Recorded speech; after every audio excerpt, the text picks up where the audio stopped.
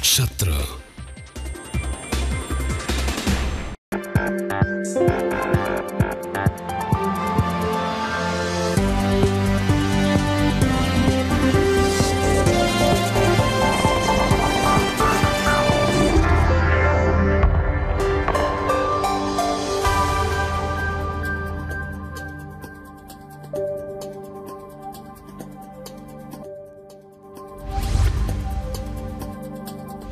जोहार, मैं अमल जैन।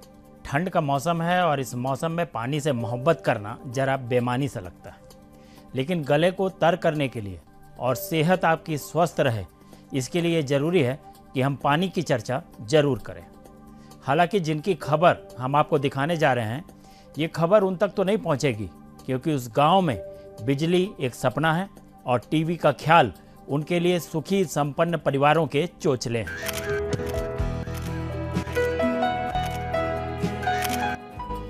खबर उनके लिए है जो सत्ता की चकाचौंध में आंखें बंद कर लेते हैं और उन्हें भूल जाते हैं, जिनके वोटों के जरिए वो सत्ता के शिखर पर पहुंचते हैं। बातें जरा कड़वी हैं, लेकिन आपके यहाँ मीटिंगों में परोसी जाने वाली मिनरल वाटर की उन बोतलों से ज़्यादा प्योर हैं, जिन पर आप हर साल लाखों करोड़ों रुपए खर्च कर देते हैं। ये खबर उन लोगों को बेचैन करने वाली है जिनके घर एक्वागार्ड और एक्वा प्यूरिफाई से लैस हैं। ये खबर उन चौकन्ने चाटुकारों के लिए भी है जो नेताओं के जयघोष में चुनावी मौसम में बरसाती मेंढकों की तरह टर्राने लगते हैं। ये खबर उनके लिए भी है जो राज्य में जल के ईश्वर कहलाते हैं और सत्ता के आलंबरदार हैं। दूसरी बात यह है कि हम आपको जो दिखाने जा रहे हैं उसका सरोकार सीधे सीधे जनता से है और समाज के अंतिम पायदान पर बैठी उस आवाम से है जो सियासत के लिए वोट बैंक से ज़्यादा कुछ भी नहीं है। सिसकता ग्राम स्वराज बुनियादी सुविधाओं के लिए, व्यवस्थाओं के लिए आज भी सत्ता की ओर निहार रहा है, तो स्वावलंबी गांव का सपना दूर की कौड़ी है। इस कड़ी के जरिए सिर्फ इतना निवेदन है कि आप दफ्तरों में सफ़र में शौक से बोतल बंद पानी पिएं, लेकिन उन इलाकों पर भी नजरे इनायत बनाए रखें जो आपकी ओर बड़ी शिद्दत से देख रहे हैं। आज़ादी के 70 साल के बाद भी लोगों को शुद्ध पानी नहीं मिल रहा है, लेकिन सत्ता की आंखों में ऐसे गांव के मंजर देखकर भी पानी नहीं उतरता जो गांव नदी, पोखर और कुआं का पानी पीने को आज भी मजबूर है। भाग्य विधाता में आज हम आपको बताएंगे कि कैसे सरकार हर साल बजट का बड़ा खर्च पानी पर करती है, योजनाओं का गुब्बारा भी तामझाम के साथ फुलाती है, इसके बाद भी लोगों की प्यास नहीं बुझ रही है। तो चलिए भाग्य विधाता में देखते हैं प्यास जो बुझती नहीं। इस दुनिया में जीने वाले ऐसे भी हैं जीते, रूखी सूखी खाते हैं और ठंडा पानी पीते। तेरे एक घूंट से मिलता जन्नत सारा, पानी रे पानी तेरा रंग कैसा, भूखे की भूख और प्यास जैसा।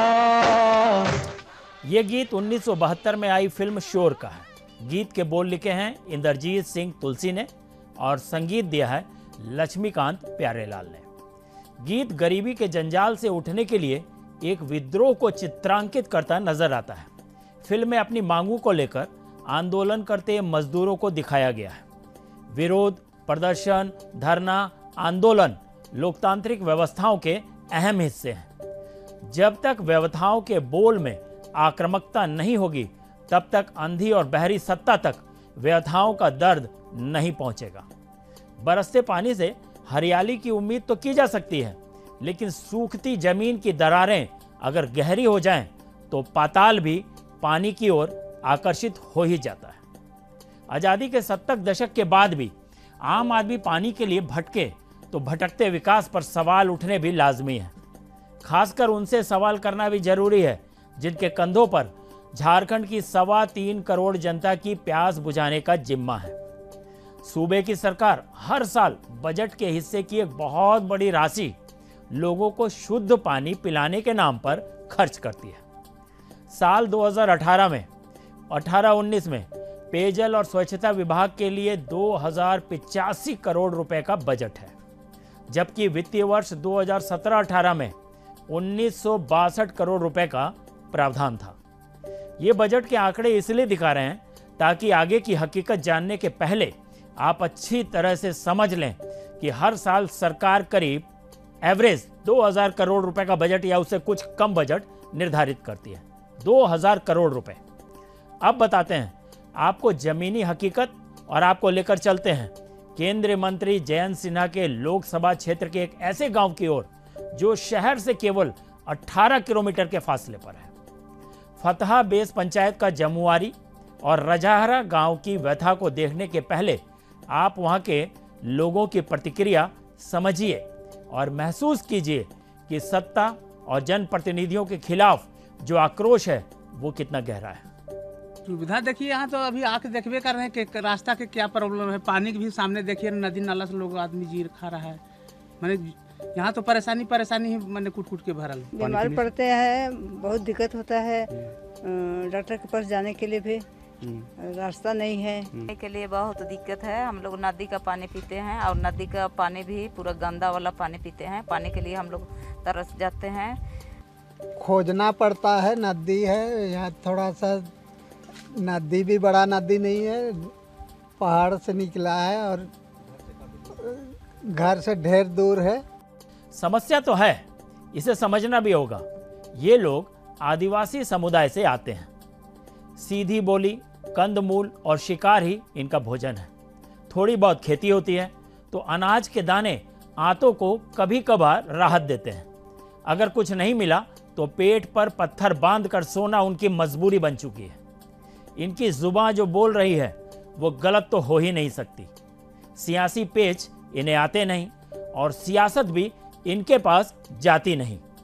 मीडिया में सुर्खियां बटोरनी हो तो ये लोग उत्सवों की शोभा जरूर बनने जाते हैं, जिसे राजनीति में भीड़ इकट्ठा करना कहा जाता है। हमारे हजारीबाग के रिपोर्टर गालिब सिद्दीकी ने इस पूरे गांव का जायजा लिया और जो नजर आया उसे भी आप निहार लीजिए। साथ ही इस बात का भी आकलन साल दर साल खर्च होने वाले उस बजट से कर लीजिएगा जिसकी उपलब्धियों को लेकर शहर और गांव के होर्डिंग्स और पोस्टर्स पटे रहते हैं।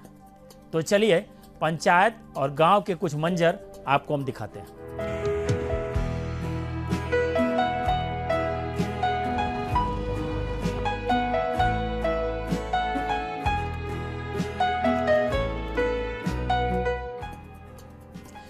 तस्वीरें बता रही हैं कि गांव में लाचारी है, बेबसी है और बुनियादी सुविधाओं का भरपूर टोटा है। बात सिर्फ पानी की करते हैं तो आज भी इस गांव के लोग चूआ का पानी पीने को मजबूर हैं। गांव के लोगों ने खुद ही गड्ढा खोदकर चूआ बना रखा है। शिकायत शिकवा करने की भी अड़चने हैं क्योंकि गांव से शहर जाने की जो सड़क है वो बिखरी पड़ी है।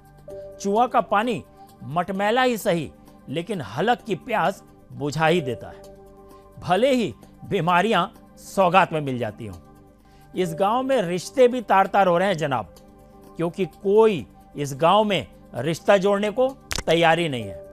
अब आपको ये जान के हैरानी होगी कि हजारीबाग का ये संसदीय इलाका पूर्व सांसद और कद्दावर बीजेपी के नेता रह चुके यशवंत सिन्हा के पुत्र, जो वर्तमान में सांसद हैं और केंद्र में मंत्री हैं, जयंत सिन्हा का है। यहाँ के आदिवासी वोट भी देते हैं उनको, फिर भी मंत्री महोदय, सांसद महोदय इनका दर्द समझने सुनने को एकदम तैयार नहीं है। आते हैं बस इलेक्शन के समय आते हैं वोट मांगने के लिए और उसके बाद तो फिर कभी दर्शन भी नहीं होता है। कभी बस कुछ काम नहीं करते हैं। ये वो पीसीसी ढला किया थोड़ा सा 200 फीट, उसके बाद कुछ नहीं। सब चीज़ आप लोगों को सुविधा दी जाएगी कहते हैं, लेकिन इलेक्शन जीतने के बाद वो फिर कभी दोबारा नहीं आते। चंद कदमों के बाद पानी मयस्सर होता तो गांव के लोग उस गम को भूल भी जाते, लेकिन पानी के लिए लोगों को करीब 2 किलोमीटर दूर तक चलना पड़ता है। गांव में हैंडपंप तक नहीं है। एक कुआं है जो देखरेख के अभाव में सिसक रहा है। बारिश में चूआ का पानी भी बहकर आने वाली गंदगी का शिकार हो जाता है। नतीजा ये होता है कि गांव के लोग खाना भी नहीं बना पाते। प्रदूषित पानी पीने से लोग बीमार हो रहे हैं, होते हैं और आर्थिक तंगी की वजह से ठीक से अपना इलाज भी नहीं करा पाते। पंचायत का रजहर गांव, जहां बुनियादी सुविधाओं के नाम पर ज़ीरो है।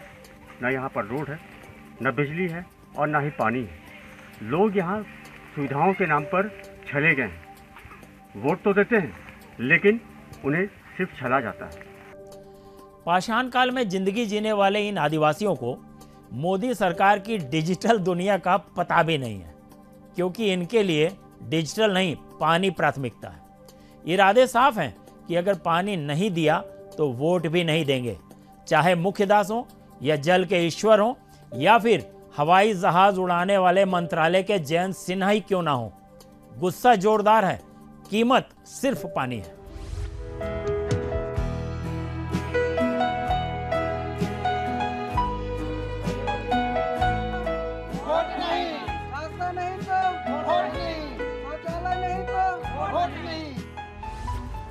पानी को लेकर फतहा बेस पंचायत के जमुआरी और रसघरा गांव की व्यथा तो एक वानगी है। आप देखें कि झारखंड में 4,400 पंचायतों के अधीन आने वाले आदिवासी बहुल इलाकों का भी कमोबेश यही हाल है। सरकारें लाख दावा करें कि वो ग्रामीण जलापूर्ति योजनाओं पर काम कर रही हैं, सोलर बेस्ड वाटर सप्लाई की योजनाओं का एग्जीक्यूशन किया जा रहा है, लेकिन ये भी सच्चाई है कि करोड़ों की राशि का बंदरबाट योजनाओं को सफेद हाथी बनाने में मदद कर रहा है। पेयजल एवं स्वच्छता विभाग के मुख्तार लंबे समय से चंद्र प्रकाश चौधरी हैं। वो कई टर्म तक इस विभाग के मंत्री रह चुके हैं। हम चंद्र प्रकाश चौधरी से साफ साफ सीधा ये कहना चाहते हैं कि सिर्फ अपने विधानसभा क्षेत्र पर फोकस मत कीजिए, बल्कि उन क्षेत्रों पर भी नजर डालिए जो आज भी शहरों के करीब रहते हुए भी स्वच्छ पानी पीने को तरस रहे हैं। उधर हम जयंत सिन्हा से भी कहना चाहते हैं कि आदर्श गांव तो आप बना नहीं पाते, हमने आपको दिखाया, कम से कम इस गांव को साफ पानी तो दे दीजिए। चलिए ब्रेक के बाद दिखाएंगे क्या कहते हैं देश और राज्य के आंकड़े।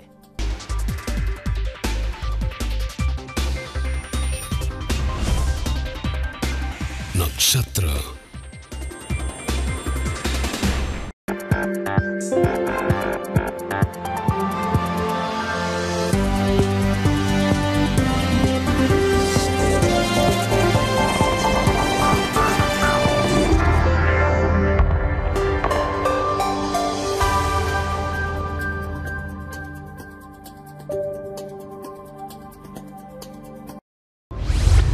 लफ्ज व्यर्थ जुबान, दलितों का इंसाफ बाकी, इस्तीफे के खेल में बेटी का अधिकार बाकी,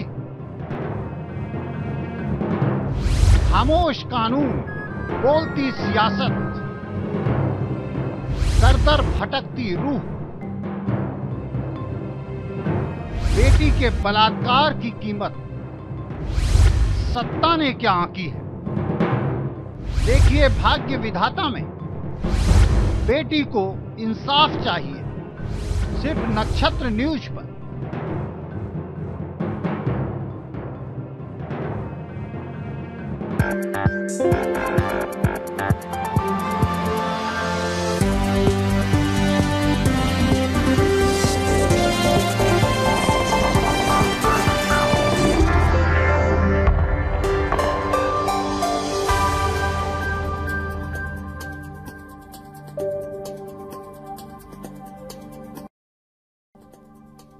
ब्रेक के बाद आपका स्वागत है। बीते 4 सालों में पानी के संरक्षण को लेकर झारखंड सरकार ने करीब 4 लाख डोभा का निर्माण कराने की भरपूर नौटंकी की। डोभा बने भी, लेकिन बिना सोच समझ के शुरू की गई डोभा योजना में करीब 2 दर्जन बच्चों की जानें चली गई। आज डोभा कहां और कितने बने हैं, बचे हैं, इसका आंकड़ा सूबे की सरकार के पास नहीं है, क्योंकि बच्चों की मौत से गुस्साए ग्रामीणों ने उन डोभों को फिर से भर दिया है।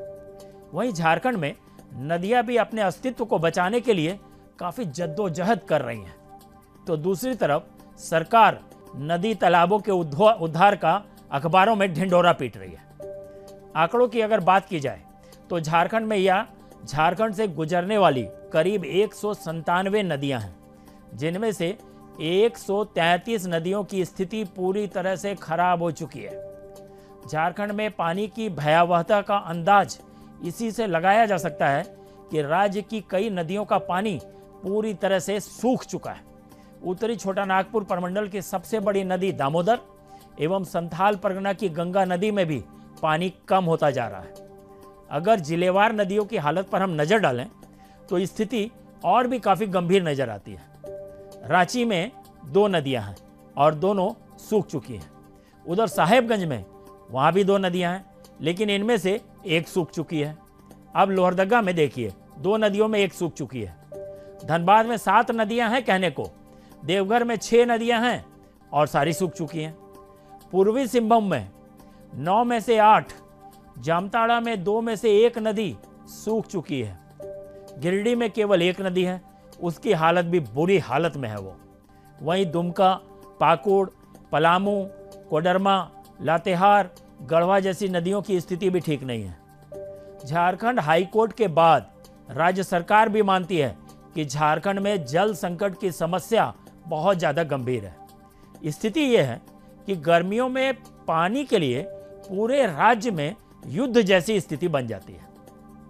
प्रत्येक जिले, प्रखंड, पंचायत, यहाँ तक कि गांव और नगर निगम क्षेत्रों में पानी के लिए मारपीट जैसी संगीन घटनाएं होने लगती हैं।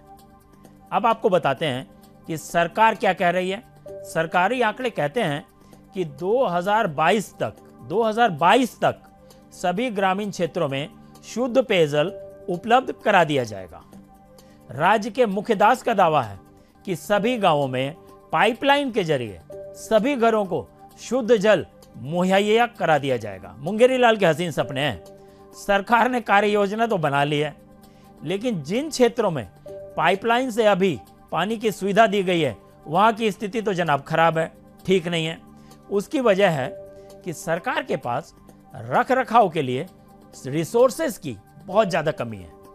और तो और जिन एजेंसियों को योजना के निर्माण और मेंटेनेंस का काम दे रखा है वो भी ईमानदारी से काम नहीं कर रही हैं, जिस वजह से गांवों में लोगों को शुद्ध पानी की सप्लाई नहीं मिल पा रही है, नियमित रूप से नहीं मिल पा रही है। साथ ही आर्थिक तौर पे तंगहाली का जीवन जी रहे आदिवासियों के पास, शेड्यूल कास्ट दलितों के पास इतने पैसे भी नहीं हैं कि सरकार को पानी के एवज में हर महीने पैसे दे सकें, और ना ही सरकार ने इस तरह की समस्याओं से निपटने के लिए कोई अच्छी योजना अभी तक 18 सालों में 20 सालों में तैयार की है। सरकार के दस्तावेज कह रहे हैं कि बीते 18 सालों में अब तक लगभग 32% ग्रामीण आबादी तक ही पाइपलाइन के माध्यम से जलापूर्ति की सुविधा पहुंच चुकी है, केवल 32%। राज्य के 6 जिलों को डीएमएफटी के तहत पूरी तरह से कवर किया गया है। साल 2018-19 में पाइप जलापूर्ति योजना से 40% ग्रामीण क्षेत्रों में पानी पहुंचाने का लक्ष्य है, यानी कि 8% ज़्यादा।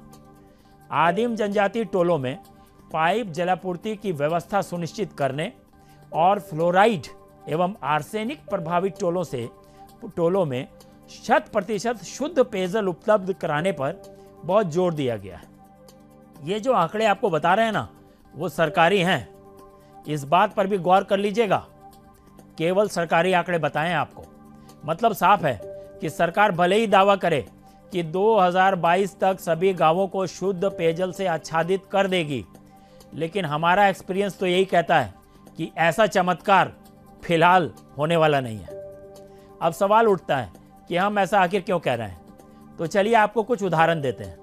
राजधानी रांची सहित कई अर्बन बॉडीज में लोगों को पानी देने की योजनाओं पर कई सालों से काम चल रहा है। अकेले राजधानी में ही 60% आबादी को पीने के पानी के लिए कुआं या बोरिंग आदि पर निर्भर रहना पड़ता है। पूरी रांची में वाटर सप्लाई के लिए पाइपलाइन बिछाने का काम शुरू किया गया था, लेकिन गर्मियां आने पर आज भी निगम के दर्जनों टैंकर पानी पहुंचाने में वहां व्यस्त रहते हैं। उधर धनबाद में जलापूर्ति योजना बीते 4 सालों से, जब से रघुवर जी हैं, लटकी पड़ी है और उद्घाटन का इंतजार कर रही है। हरमू नदी जो रांची की है, उसकी किस्मत बदलने निकली थी रघुवर दास की सरकार। 30 महीने में काम पूरा कराना था, लेकिन 4 साल बाद भी उस रांची के हरमू नाले से आगे एक कदम भी सरकार नहीं बढ़ा पाई। ये हकीकत है सरकार के दावों की। उधर देखिए झारखंड में बोतल बंद पानी का कारोबार उफान पर है। नगर निगम भी इस व्यवसाय से जुड़ा हुआ है। झारखंड के प्रमुख 9 शहरों के आंकड़े बताते हैं कि यहाँ पे हर साल करीब 148 करोड़ का कारोबार बोतल बंद पानी का होता है। ये आंकड़े पानी बेचने वाली कंपनियों के लिए अच्छी खबर हो सकती है, लेकिन राज्य सरकार, संबंधित जिला प्रशासन और निकायों की कार्यप्रणाली पर गंभीर सवाल भी उठाती है। सरकार की जलापूर्ति योजनाएं अधर में हैं।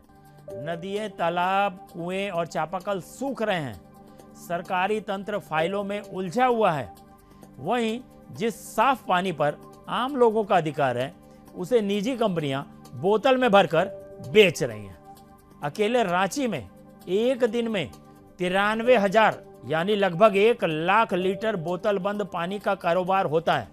यानी कि एक महीने में करीब 28 लाख लीटर बोतल बंद पानी।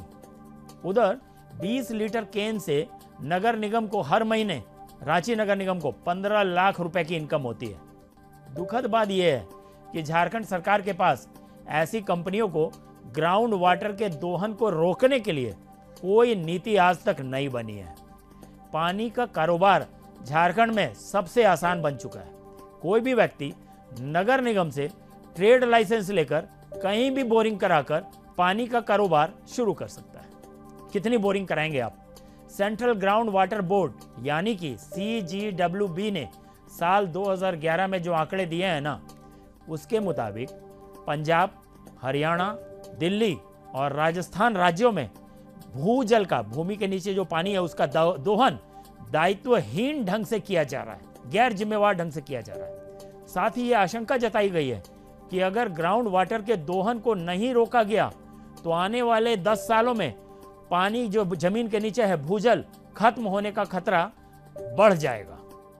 लाखों चापानल देश के विभिन्न राज्यों में लगाए जा रहे हैं। बोर्ड की रिपोर्ट के अनुसार औसतन 1 मीटर से 3 मीटर तक हर साल ग्राउंड वाटर पाताल की ओर जा रहा है। वहीं जल प्रदूषण भी एक गंभीर खतरा बनकर उभर रहा है। पानी में आर्सेनिक, फ्लोराइड, नाइट्रेट और आयरन की अधिकता ने भी काफी परेशान किया हुआ है। वर्ल्ड वाटर इंस्टीट्यूट के अनुसार गंगा नदी में प्रत्येक मिनट लगभग 11 लाख लीटर गंदे नाली का पानी गिराया जाता है, जिसको मोदी सरकार रोकने का पूरा प्रयास कर रही है। यूनेस्को द्वारा दी गई विश्व जल विकास रिपोर्ट में भारतीय जल को दुनिया का सबसे ज्यादा प्रदूषित पानी के आंकड़ों में 3रे स्थान पर रखा गया है। बहरहाल लब्बो-लुआब यह है कि सरकारी तंत्र डपोर शंख पीटने की बजाय धरातल पे काम करें तो थोड़ा जल संरक्षण भी हो जाएगा, हम अपने भविष्य को बचा सकेंगे। झारखंड के पेयजल और स्वच्छता मंत्री चंद्र प्रकाश चौधरी जी से हम दोबारा कहना चाहते हैं कि आप सत्ता में बने रहने के लिए समझौता करने के बजाय विकास को लेकर पैसों की बंदर बाट पर भी नजर डालें और लोगों को पानी पहुंचाएं, ताकि लोगों को शुद्ध पानी गांवों में मिल सके। बड़े बड़े होर्डिंग पोस्टरों में जनता को विकास की गाथा पढ़ाने और सुनाने से अगर विकास होता तो मीडिया बिकाऊ ना होकर टिकाऊ होती। ये माना कि आपके झूठ विकास के दावों में कुछ मीडिया भी साझीदार बना हुआ है, लेकिन याद रखिए, वोट मीडिया से नहीं बल्कि आपके अच्छे कामों की वजह से मिलते हैं और मिलेंगे। हम केंद्रीय मंत्री और सांसद जयंत सिन्हा से ये दोबारा कहना चाहते हैं कि आप शौक से हवाई जहाज उड़ाएं, लेकिन गांव के विकास की भी कहानी कुछ ऐसी लिखें जिससे राजनीति से उखड़ता भरोसा लोगों का फिर से कायम हो सके। निदा फाजली का एक शेर है जो सीधे सत्ता को नसीहत देता सा नजर आता है। इतना सच बोल कि होठों का तबस्सुम ना बुझे, रोशनी खत्म न कर, आगे अंधेरा होगा। चलिए आज फिर राजनीति से अलग हटते हैं, थोड़ा मूड चेंज करते हैं। गुलजार की एक कविता सुनते हैं। रात चुपचाप दबे पांव चली जाती है, रात खामोश है, रोती नहीं, हंसती भी नहीं। कांच का नीला सा गुंबद है, उड़ा जाता है, खाली खाली कोई बजरा सा बहा जाता है। चांद की किरणों में वो रोज सा रेशम भी नहीं, चांद की चिकनी डली है कि घुली जाती है और सन्नाटों की एक धूल सी उड़ी जाती है। काश एक बार कभी नींद से उठकर तुम भी हिज की रातों में ये देखो तो क्या होता है। पीने का पानी का हमारे जीवन से सीधा सीधा जुड़ाव रहा है जब से मानव का जन्म हुआ है। सूबे के अगर दलित आदिवासी जिन पर हमें गर्व है, अगर वो प्यासे हैं तो किसी भी सरकार के लिए डूब मरने वाली बात होगी। बिरसा मुंडा के राज्य की बात कर रहे हैं हम। हमारी आवाज़ भी हालांकि न कारखाने में तूती की आवाज़ की तरह ही साबित होगी, ये हमें पूरा मालूम है। तो क्या हम प्रयास करना छोड़ दें? हमारा प्रयास जारी रहेगा। हम बिरसा मुंडा के गांव के हैं, हम बिरसा मुंडा के राज्य के हैं, अल्बर्ट एक्का के राज्य के हैं, सिद्धू कानू के राज्य के हैं, और उन्हीं की उपेक्षा सरकार कर रही है और उन्हीं के वोटों से फिर वो सरकार राजनीति करती है। तो थोड़ा उनका तो ख्याल रखिए, कागजी घोड़ों से दूर आके उनको प्लेटफार्म पे तो मदद कीजिए। चलिए खैर, अपने स्वास्थ्य का ख्याल रखिए, पूरे राज्य को आगे बढ़ाइए। हमारा भी प्रयास जारी रहेगा। जोहार।